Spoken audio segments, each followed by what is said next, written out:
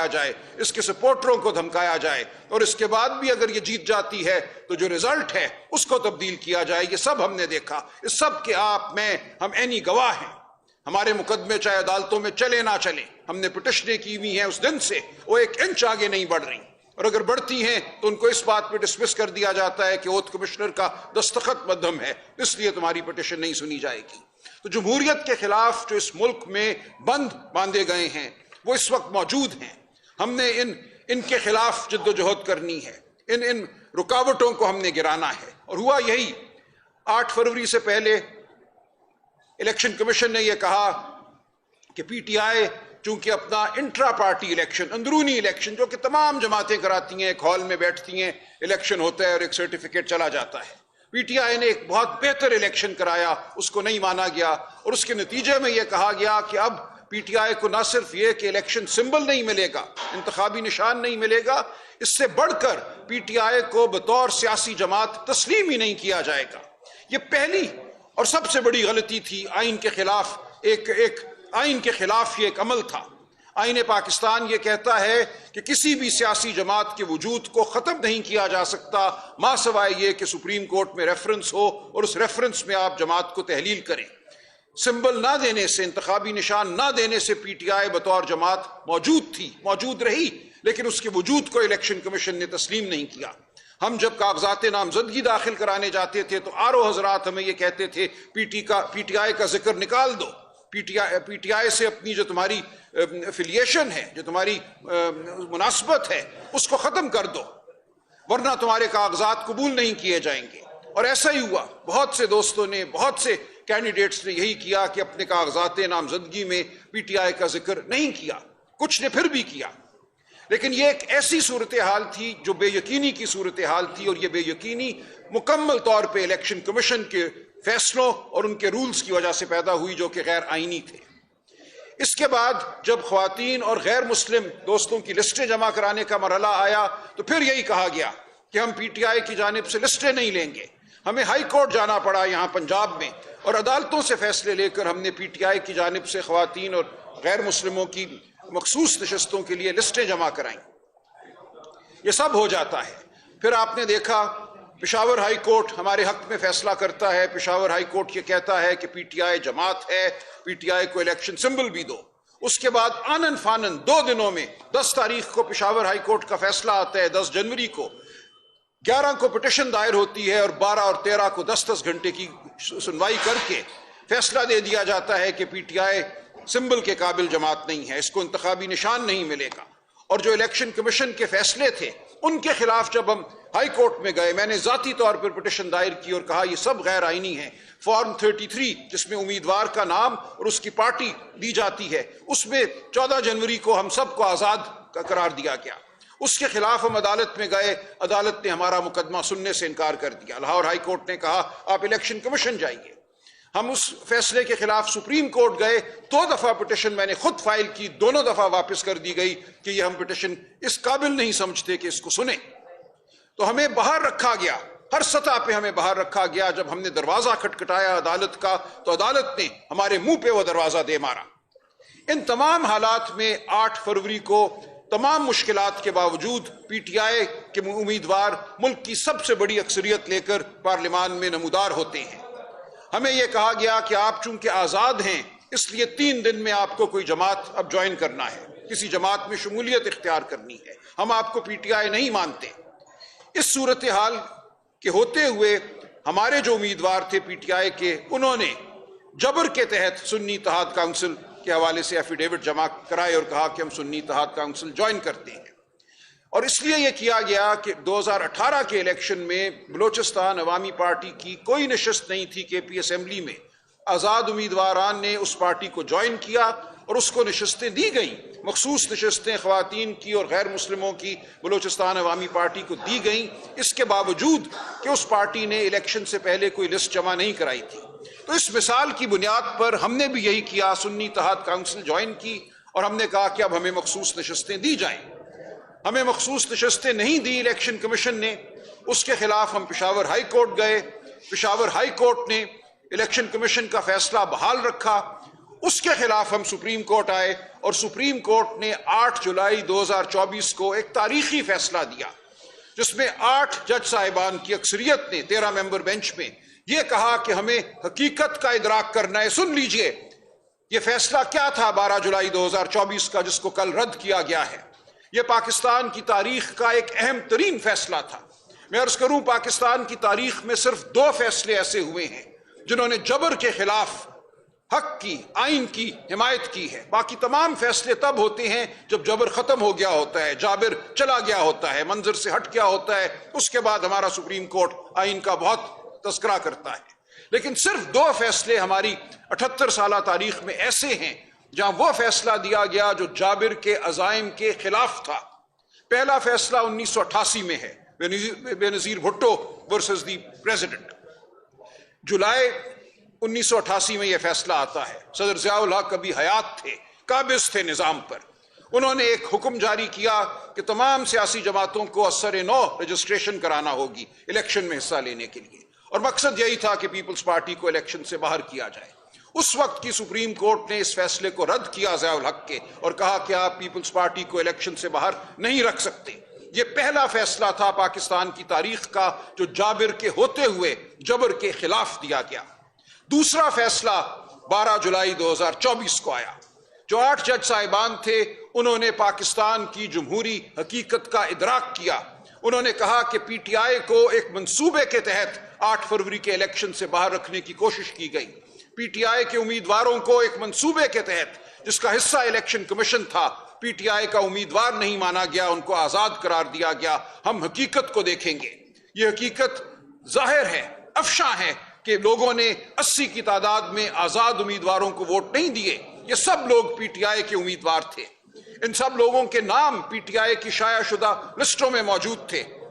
لہٰذا 8 جج صاحبان نے یہ کہا کہ اب ہم موقع دیتے ہیں ان 80 لوگوں کو جنہوں نے منتخب ہونے کے بعد، آزاد امیدوار کے طور پہ منتخب ہونے کے بعد ایک دن سنی اتحاد کونسل کو جوائن کیا پی ٹی آئی کے حکم پر، کہ یہ اپنے اپنے ایفیڈیوٹ جمع کرائیں الیکشن کمیشن میں، اور پی ٹی آئی بھی اپنا ایفیڈیوٹ جمع کرائے کہ یہ پی ٹی آئی کے اراکین ہیں۔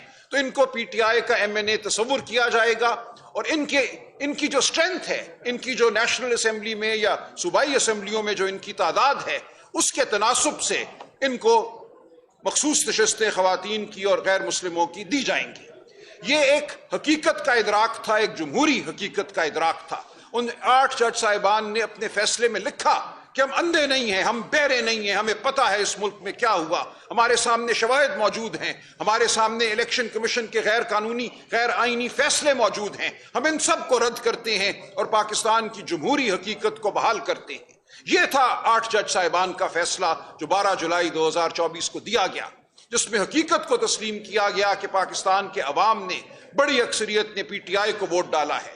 ایک بڑی تعداد پی ٹی آئی کے اراکین کی منتخب ہو کر اسمبلیوں میں آئی ہے، لہٰذا پی ٹی آئی کا حق ہے کہ اسی تناسب سے خواتین اور غیر مسلموں کی مخصوص نشستیں پی ٹی آئی کو ملیں۔ کل کا فیصلہ کیا کہتا ہے؟ کل کا فیصلہ یہ کہتا ہے کہ 80 لوگ تو آزاد تھے، یہ انہوں نے نامعلوم وجوہات کی بنیاد پر آزاد امیدوار کے طور پہ الیکشن لڑا۔ ہم نہیں جانتے اس کے علاوہ کوئی اور حقیقت، ہمیں تو یہی پتا ہے کہ ان کو چونکہ الیکشن کمیشن نے آزاد قرار دیا تھا، الیکشن کمیشن کے فیصلے موجود ہیں، ہم ان سب کو بحال کرتے ہیں اور ان سب کو آزاد امیدوار ہی تصور کیا جائے گا۔ اور چونکہ یہ سب کے سب آزاد ہیں، اس لیے ان کو سیٹیں نہیں مل سکتی خواتین اور غیر مسلمین کی، کیونکہ وہ صرف پارٹیوں کو ملتی ہیں مخصوص نشستیں، آزاد امیدواروں کو نہیں ملتی، لہٰذا تمام نشستیں ان سے چھین لو۔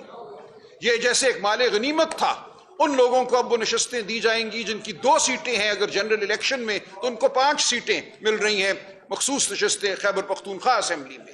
خیبر پختونخوا اسمبلی میں پی ٹی آئی کا جو تناسب ہے وہ 83% ہے۔ 83% کے مقابلے میں خیبر پختونخوا اسمبلی میں اب پی ٹی آئی کو 0 نشستیں ملیں گی، جبکہ وہ جن کی 2 سیٹیں ہیں، 3 سیٹیں ہیں، 26 سیٹیں ان میں بانٹ دی جائیں گی۔ تو یہ جمہوریت کا قتل ہے۔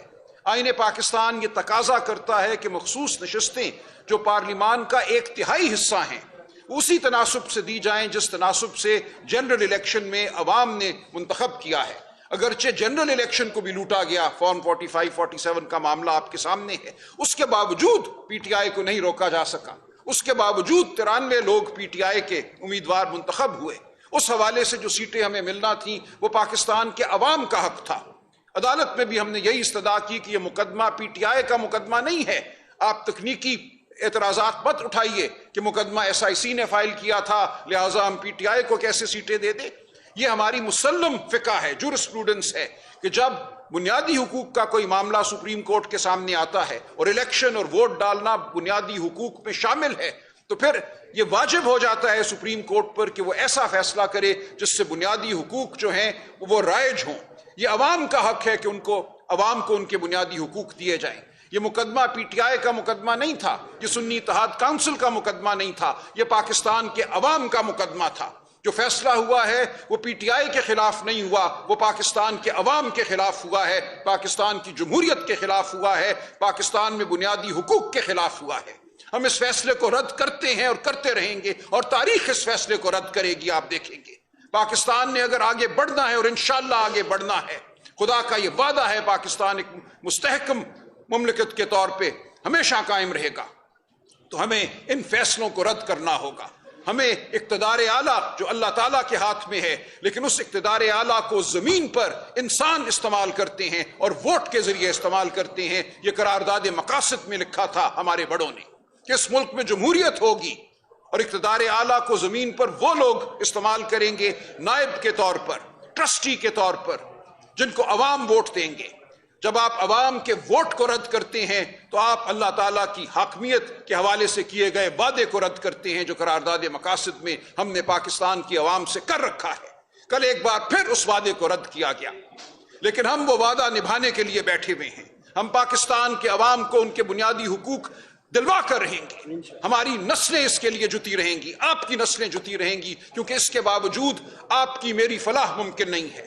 آج اگر پاکستان کی آبادی کا 40% سٹنٹڈ ہے, یعنی کہ اپنی جو ایک عمر کے لحاظ سے جو جسمانی اور ذہنی نشو و نما ہونی چاہیے اس سے کم ہے ہمارے بچوں کی نشو و نما. 40% بچے ہمارے ایسے ہیں 15 سال کی عمر میں ان کا جسم اور ان کا دماغ 10 سال یا 9 سال کے بچوں کے برابر ہے. یہ پوری دنیا میں سب سے بڑا تناسب ہے. ہمارے 40% بچے 15 سال کی عمر میں کسی اسکول میں نہیں جاتے, کسی مدرسے میں نہیں جاتے. اس لیے نہیں جاتے کہ اشرافیہ کے بچے جاتے ہیں. اشرافیہ کے بچوں کو صحت بھی ملتی ہے. اس ملک میں ایک کٹ جوڑ کیا گیا کہ جب تک اشرافیہ اور اشرافیہ میں داخل ہونے والے لوگ خوشحال ہیں عوام کی خیر ہے.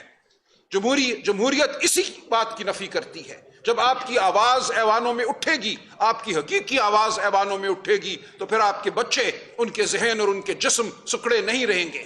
ان کو تعلیم بھی ملے گی, ان کو روزگار بھی ملے گی.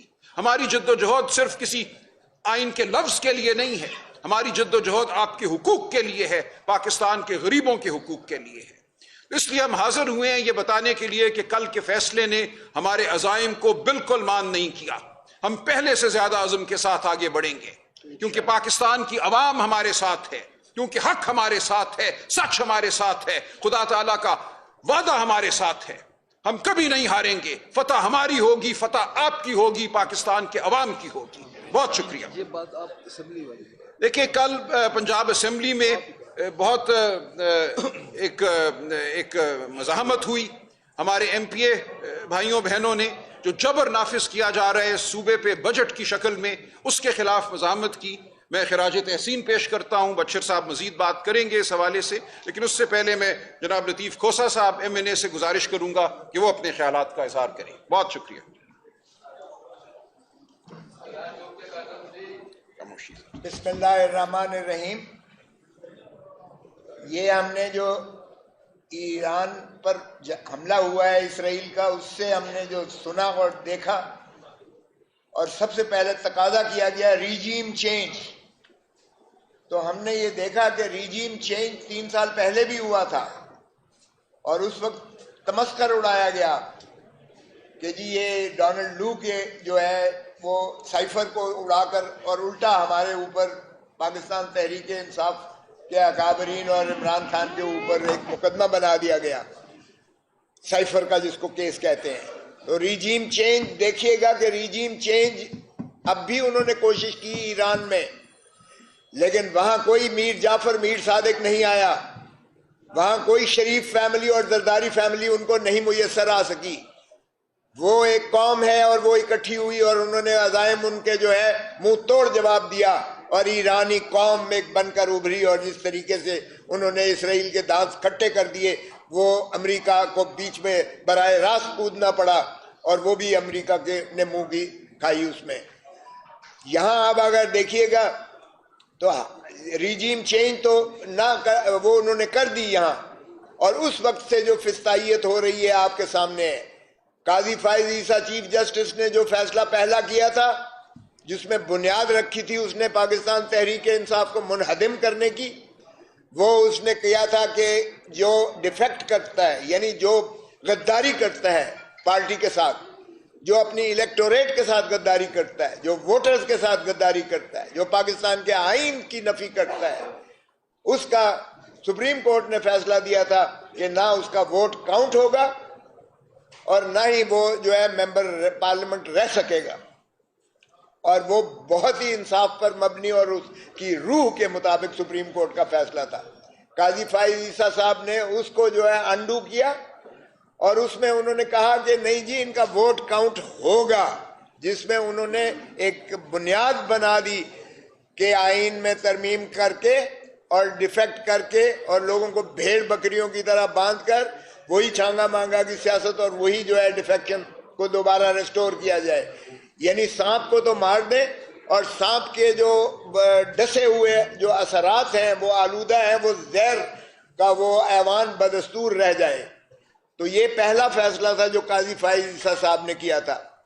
اس کے بعد قاضی فائز عیسیٰ نے یہ جو سمبل کا فیصلہ ہے یہ صرف پاکستان تحریک انصاف کا سمبل نہیں لیا, انہوں نے دراصل پاکستان کے عوام کو ڈس فرینچائز کیا. انہوں نے ووٹ کے حق کو پاکستان کی عوام سے محروم کیا, چھین لیا. اور یہ ان کا دوسرا فیصلہ تھا جو جمہوریت کے قتل کے مترادف تھا. اب وہ دیکھیں دنیا میں کہیں دنیا میں وہ قاضی فائز عیسیٰ منہ دکھانے لائق نہیں ہے, وہ پبلکلی کہیں پھر نہیں سکتا ہے.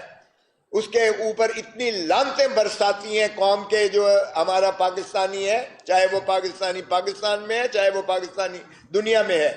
تو اس کا محاسبہ تو ابھی بھی قوم کر رہی ہے اور کرتی رہے گی بدستور. یہ تاریخ اس کی جو ہے خود اس کا سبق حساب لیتی ہے. اب آ جائیے آپ دیکھیں دو فیصلے جو کیے ہیں انہوں نے. ایک انہوں نے جو 26ویں ترمیم جس بے حیائی اور ڈٹھائی اور بے غیرتی سے کی اس کا شاخسانہ میں نے بتا دیا کہ قاضی فائز عیسیٰ صاحب نے ان کو فیسیلیٹیٹ کیا. اب انہوں نے ان کے پاس 2/3 تو تھی نہیں, سب کو علم ہے کہ 2/3 نہیں تھی کسی ان کے پاس. اختر مینگل صاحب اپنے سینیٹرز کو ڈھونڈتے ہوئے سینٹ میں آئے اور ان کو لابی سے نکال دیا اور ویل چیئرز پر لے کر آئے, ویل چیئرز پر سینیٹرز کو لے کر آئے. ہمارے ایم این ایز کو جس طرح سے اٹھایا گیا, سعد اللہ بلوچ کو, اس کی ماں, اس کی بہن, اس کی بیوی اور 16 سالہ بیٹی کو اس کو اغوا کر کے اٹھایا گیا. لوگوں کو 3 ارب روپے جو ہے ایم این ایز کو آفر کیے گئے. اور بالآخر کیا ہوا کہ ہمارے 5 ایم این ایز جو ہے انہوں نے جو بھی خرید لیے, جس طرح سے بھی کر لیا, سینیٹرز کو بھی لے لیا اور 2/3 کھینچی تانا سے جس طریقے سے انہوں نے بنایا اس میں جو ہے آئینی 26ویں ترمیم کی بنیاد رکھی. اور 26ویں ترمیم اس سے آئین کی بالکل منہدم کر دیا گیا. جو 3 ستون تھے آئین کی, جو روح تھی, جو بنیاد تھی, ایک ستون کو منہدم کر کے انہوں نے تابع کر لیا, ایگزیکٹو کے تابع لے لیا, غلامی میں لے لیا. اب نہ صرف یہ کہ اس میں عدلیہ کو لے لیا بلکہ الیکشن کمیشن کو بھی دوام دے دیا. جو شخص ریٹائر ہو چکے ہیں الیکشن کمیشن کا چیف الیکشن کمشنر جنوری 2025 میں ریٹائر ہو چکا ہے, وہ 26ویں ترمیم کے پاداش میں وہ کنٹینیو تسلسل سے جاری و ساری ہے. اس لیے کہ وہ اس میں مندرج کر دیا گیا 26ویں ترمیم میں کہ جب تک نیا چیف الیکشن کمشنر یا الیکشن کمشنر نہیں آتا ممبر, تب تک یہ جاری و ساری رکھیں گے. یہ بھی فسطائیت کی ایک نئی انتہا ہے جس کا ارتقا کیا گیا ہے. اور پھر آپ دیکھیں کہ کیا ہوتا ہے کہ ملٹری کورٹس دنیا میں کہیں ملٹری کورٹ, سیویلینز کا ملٹری ٹرائل کا تصور نہیں ہو سکتا ہے, اور نہ ہی ملٹری کورٹس کو عدالت کہا جا سکتا ہے. یعنی سنتا کوئی ہے اور فیصلہ کمانڈر کرتا ہے. یہ ہم نے ریویوز نظر ثانی کر رکھی ہیں. یہ بھی ایک فسطائیت کی انتہا ہے. اور پھر کل والا فیصلہ جو ہے، کل کا فیصلہ دیکھیے گا کہ اس نے تو جمہوریت کا قتل کر کے رکھ دیا ہے. یہ جو متناسب نمائندگی کا تصور تھا، جو مخصوص نشستوں کے بارے میں 80 مخصوص نشستیں بندر بانٹ کر کے جیسے بوٹی ہو، یعنی آپ کا یہ جس طرح سے مال غنیمت ہو اس طرح سے بانٹ دی جائے گئی ہے. ابھی جیسے سلمان نے کہا کہ جس کی ایک نشست ہے اس کو 2 سینیٹر دے دیے گئے ہیں، اور جہاں ہماری 2/3 سے زیادہ میجورٹی ہے خیبر پختونخوا میں، ہمیں 0 سینیٹر وہاں سے ملے گا.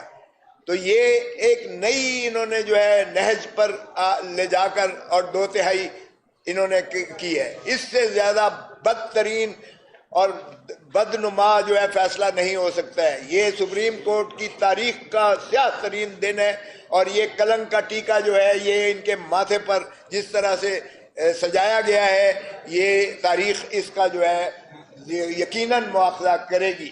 یہ جمہوریت کا قتل ہے، اور اس کو نہ قوم گوارا کرے گی، نہ کوئی اس میں ماننے کو تیار ہے. ہم یقیناً اس پر جو ہے اپنا لائحہ عمل آئندہ بھی دیں گے، لیکن پاکستان کی قوم کے، پاکستان کی عوام کے، پاکستان کی خواتین کی، پاکستان کی اقلیتی جو ہماری برادری ہے، ہم ان کے تحفظ کے لیے، ان کے حقوق کے لیے، ان کے حق کے لیے ہم لڑتے رہیں گے، اور انشاءاللہ کبھی اس میں ہم سرنڈر نہیں کریں گے. سو میں سمجھتا ہوں کہ اس میں جتنی عدالت کو یہ جو کانسٹیٹیوشن بینچ بنی ہے، کاش کہ ہماری 26ویں ترمیم ہم نے چیلنج کی ہوئی ہے. ہم نے ہی نہیں چیلنج کی ہوئی، دیگر جماعتوں نے اور طبقات نے بھی کی ہوئی ہے. او بھائی 26ویں ترمیم کو پہلے سن تو لو. کیا یہ 26ویں ترمیم قانون کی، آئین کی روح کے مطابق بھی ہے، یا اس کی روح کو ہی مجروح کرتی ہے گرانڈ نارم کو؟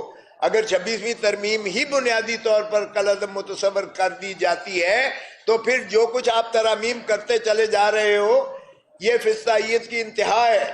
اب عدالت کی پیکنگ ہو رہی ہے، عدلیہ کو پیکنگ کی جا رہی ہے.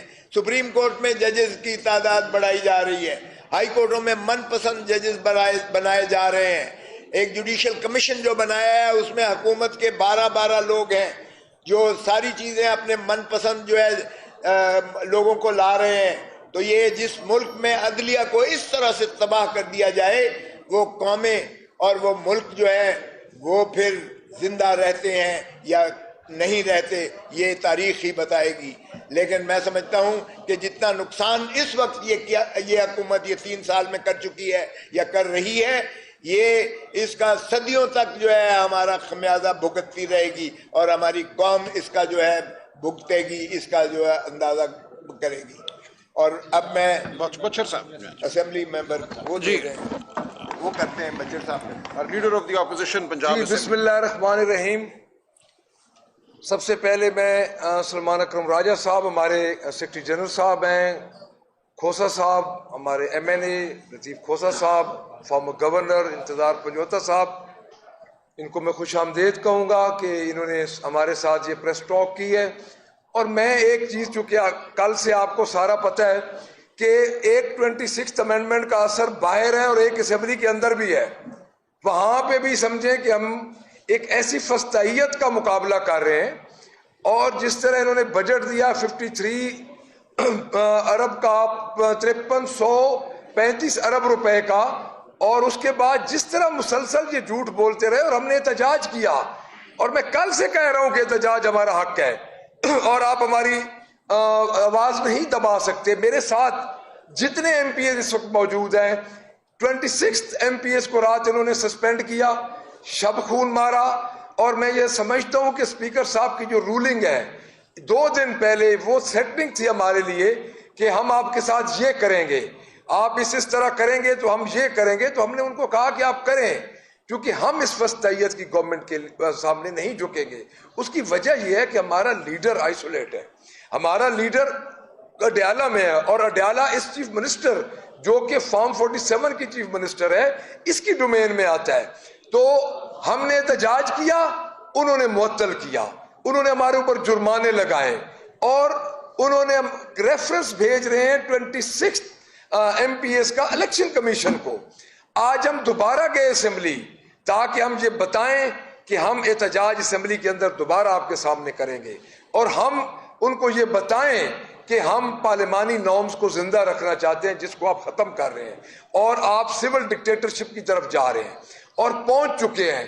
تو اس کے بعد آج انہوں نے, میں آپ کو اسپیکر صاحب کو میں مخاطب کر کے یہ کہتا ہوں کہ جس رولز اور پروسیجر کی آپ بات کر رہے ہیں اس میں آپ پابند ہیں لیڈر آف دا اپوزیشن کو فلور دینے پہ. آپ نے فلور 3 دفعہ کہنے کے باوجود نہیں دیا. کیا آپ کو ادھر رولز نظر نہیں آتے؟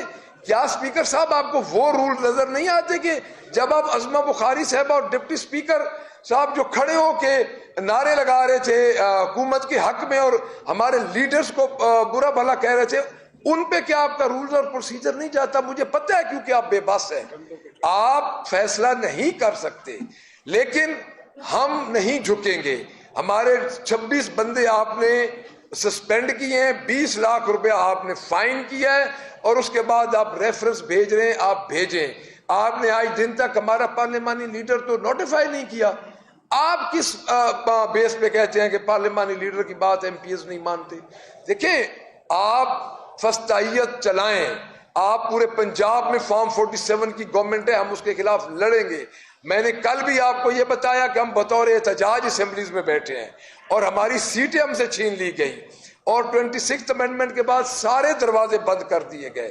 اگر آج آپ ہمارے لیے اسمبلی کا فلور بھی بند کرنا چاہتے ہیں تو ہم تیار ہیں.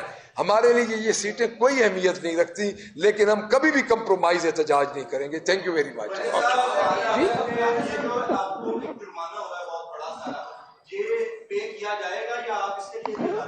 دیکھیں جی, میرے ساتھ بیٹھے ہیں پنجوتا صاحب بھی بیٹھے ہیں, ہمارے سیکرٹری جنرل صاحب, کھوسا صاحب, بسرا صاحب بیٹھے ہیں. خوش قسمتی سے سب یہ لرننگ لا نوئنگ ہیں, تو ہم مشورہ کریں گے. ہم نے کیا کچھ نہیں, لیکن ہم یہ مشورہ کریں گے کہ کیا جو ریفرنس بھیج رہے ہیں اس پہ ہمارے جرمانے کا تو اثر نہیں پڑے گا.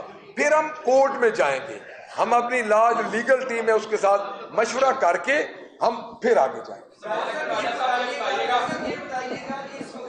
پاکستان تحریک انصاف نے احتجاج کی بات کی تھی, کیا اسلام آباد یا اڈیالہ جیل کے باہر آپ کو دھرنا دینے کا پلان رکھتے ہیں؟ دیکھیں, ایسی کوئی مخصوص بات میں نہیں اس وقت آپ سے کر سکتا. ہم آپس میں مشاورت کریں گے, پارٹی کے مختلف فورم ہیں, وہاں پہ فیصلے ہوں گے ہم نے کس طرح اپنی جدوجہد کو آگے بڑھانا ہے, جو عوام کی جدوجہد ہے, پاکستان کی جدوجہد ہے. یہ کوئی ایک ایونٹ کی بات نہیں ہے کہ ایک دھرنا ہو گیا, ایک مظاہرہ ہو گیا.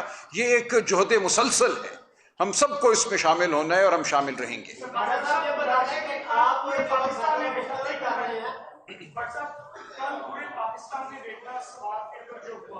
ایک صوبہ آپ کی قیادت سے سنبھالا نہیں جاتا.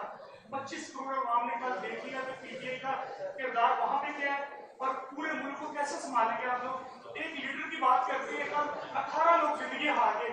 آپ نے یہاں بیٹھنے سے قبل نہ تو فاتحہ کہی نہ کو افسوس کیا, محض وہی ایک روٹین کی سیاست کو لے کے بیٹھ گئے جو 25 کروڑ عوام کو اس سے کوئی غرض نہیں ہے. دیکھیں یہ آپ کا کس کی غفلت ہے, کیا اس کا مقدمہ نہیں ہے. دیکھیں یہ اب آپ نے جو بات کی ہے یہ آپ نے کسی نظریے کے تحت کی ہے, لیکن میں اس کا جواب دے دیتا ہوں. دیکھیں, آج شہادتیں ہوئی ہیں, 13 ہمارے فوجی بھائی شہید ہوئے ہیں. اس کی ذمہ داری ہم کس کو دیں؟ یہ وہ معاملات ہیں جن سے یہ ملک دوچار ہے. قدرتی آفتیں بھی ہیں, دہشت گردی بھی ہے. اچانک جب ایک فلیش فلڈ آتا ہے کسی جگہ, ایک خاندان بیٹھا ہوا پکنک کر رہا ہے اور آنن فانن اس کے ارد گرد پانی آ جاتا ہے, تو وہاں کوئی سپر مین آ کر ان کو بچائے تو بچائے. یہ الزام دینا کہ ایک لمحے میں وہاں پہ خیبر پختونخوا کا وزیر اعلیٰ آپ موجود ہوتا, ہیلی کاپٹر آپ موجود ہوتے, دنیا کے ہر ملک میں یہ آفتیں آتی ہیں, ایسے حادثے ہوتے ہیں. ایک حادثے کو اٹھا کر الزام دینا ایک پوری جماعت کو, ایک پوری جمہوری تحریک کو, یہ مناسب بات نہیں ہے. آگے بڑھیے.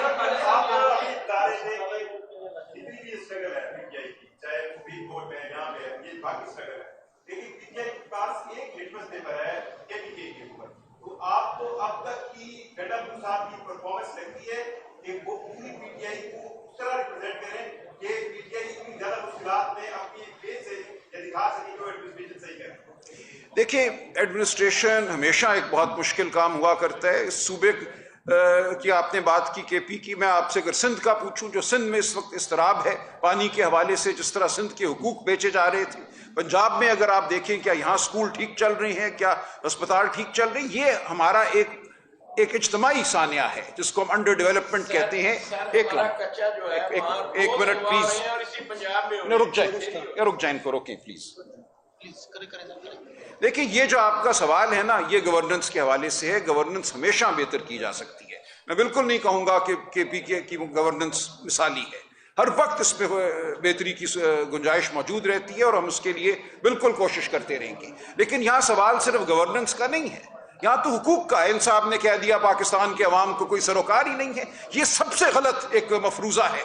پاکستان کی عوام نے ہمیشہ جمہوریت کے لیے ووٹ دیا ہے۔ پاکستان کی عوام بھیڑ بکریاں نہیں ہیں۔ ان صاحب کے ذہن میں شاید ایسا ہو کہ پاکستان کی عوام بھیڑ بکریاں ہیں، ان کو چارہ ڈال دو تو چارہ کھاتی رہتی ہیں۔ پاکستان کی عوام عزت نفس مانگتی ہے، پاکستان کی عوام مانگتی ہے کہ اس کے ووٹ کو گنا جائے، پاکستان کی عوام یہ مانگتی ہے کہ اس کے منتخب کردہ لوگ پارلیمان میں آئیں اور حکومت میں آئیں۔ پاکستان کی عوام کو اس سے غرض ہے۔ جو لوگ کہتے ہیں پاکستان کی عوام کو اس سے غرض نہیں ہے، وہی فسطائیت کے نمائندے ہیں اور فسطائیت کے پیروکار ہیں۔ ہم رد کرتے ہیں اس مفروضے کو۔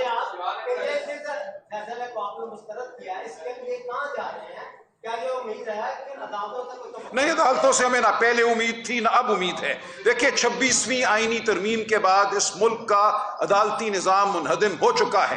ہم عدالت اس لیے جاتے ہیں کہ ایک عدالت کھڑی ہے، ایک عمارت ہے۔ ہمیں بہرحال اپنے لوگوں کے مقدمے لڑنے ہیں، ہمیں بہرحال پاکستان کا مقدمہ لڑنا ہے، پاکستان کے عوام کا مقدمہ لڑنا ہے، ہم وہ کرتے رہیں گے۔ بالکل نہیں کی، غلط، یہ بالکل غلط بیانیہ ہے، غلط کہتے ہیں، بالکل ہم رد کرتے ہیں۔ میں اس میٹنگ میں خود موجود تھا، یہ غلط بیانی ہے۔ جب مولانا نے کہا کہ آپ تائید کر دیجئے اور صرف اتنا کہیے کہ ہمیں پروسیس پہ اختلاف ہے کیونکہ ہمارا لیڈر جیل میں ہے اور ہمیں اس سے ملنے نہیں دیا جا رہا، میں نے باشگاف الفاظ میں مولانا کو کہا تھا، مولانا ہم اس کے متن سے بھی انکار کرتے ہیں اور اس کے پروسیس سے بھی انکار کرتے ہیں، ہرگز آپ یہ نہیں کہیں گے کہ ہم نے اس کی حمایت کی ہے۔ اس کے باوجود اگر کوئی کہتا ہے کہ ہم نے حمایت کی ہے تو غلط کہتا ہے۔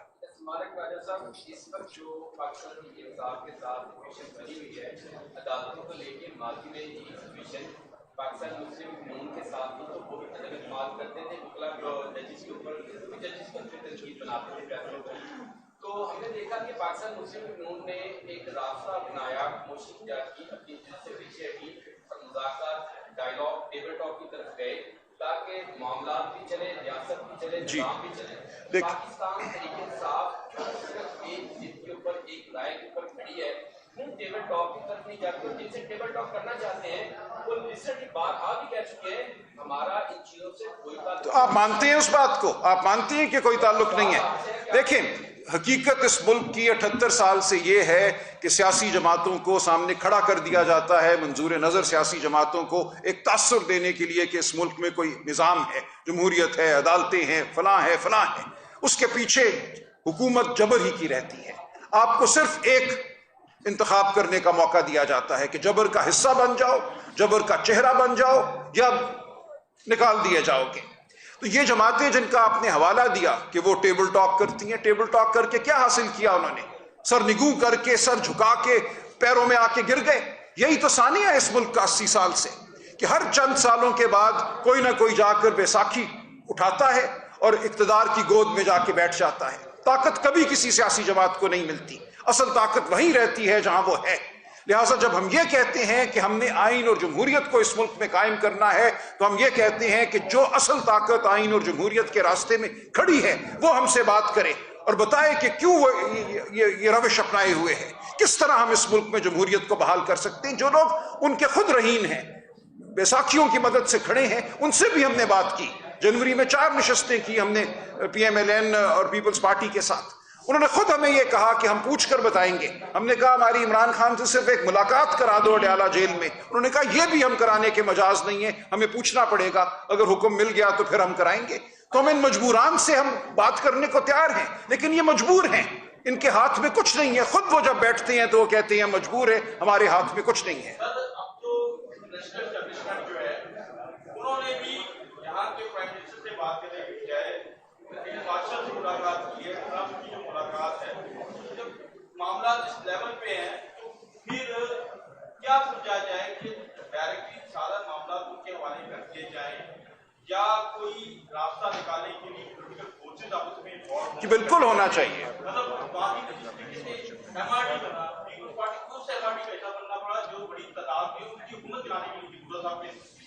جی ہم ہر جمہوریت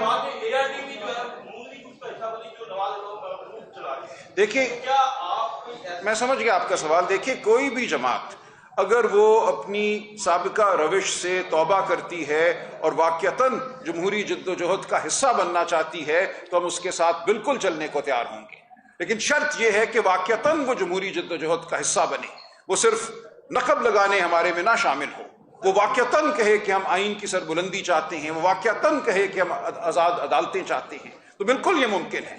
اگر کوئی دکھاوے کے لیے ہمارے ساتھ آ کے بیٹھتا ہے تو پھر وہ دکھاوا ہی رہے گا. دیکھیے میں نے جیسا عرض کیا، یہ ہر جماعت کی روش پر منحصر ہے کہ وہ اپنے اندر کیا فیصلے کرتے ہیں. کیا وہ انگلی تھام کے آگے چلنا چاہتے ہیں یا وہ آزادانہ طور پہ آگے بڑھنا چاہتے ہیں.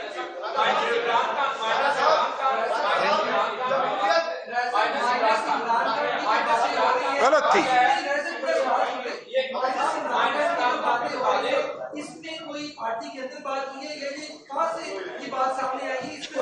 دیکھیے بالکل غلط مفروضہ ہے، ایسا کچھ بھی نہیں ہو سکتا. عمران خان کے بغیر پی ٹی آئی کا تصور بھی ناممکن ہے. P T I Imran Khan کے ارد گرد کھڑی ایک جمہوری جماعت ہے. ہمارے نظریات جو ہیں وہ ہیں جو عمران خان صاحب کے نظریات ہیں. یہ جمہوریت، آزاد عدلیہ کے حوالے سے ہمارا جو عزم ہے اس کا اظہار ہے. اگر کوئی یہ کہتا ہے کہ مائنس عمران خان کرنے کا کوئی منصوبہ ہے تو بالکل غلط کہتا ہے. پارٹی میں ایسی کوئی بات سوچی بھی نہیں جا سکتی. بہت شکریہ.